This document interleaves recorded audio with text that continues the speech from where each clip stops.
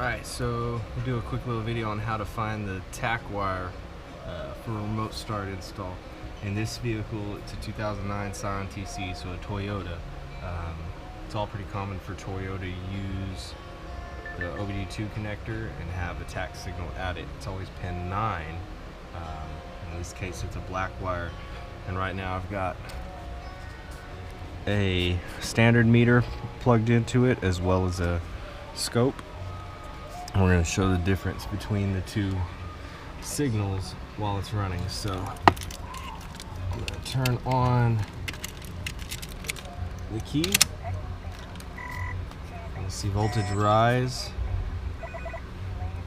Now we're going to crank the vehicle.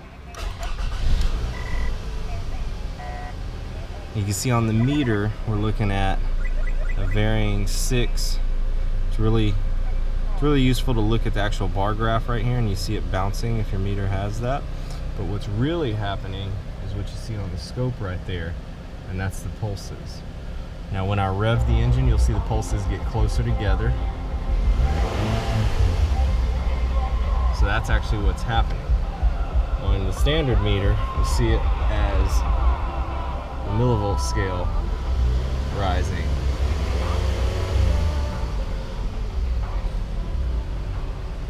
And that's how you know you've got the actual tach wire you're going to need for a remote start installation.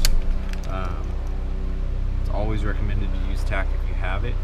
If your bypass module gives you tach output through its digital line, then that's good too.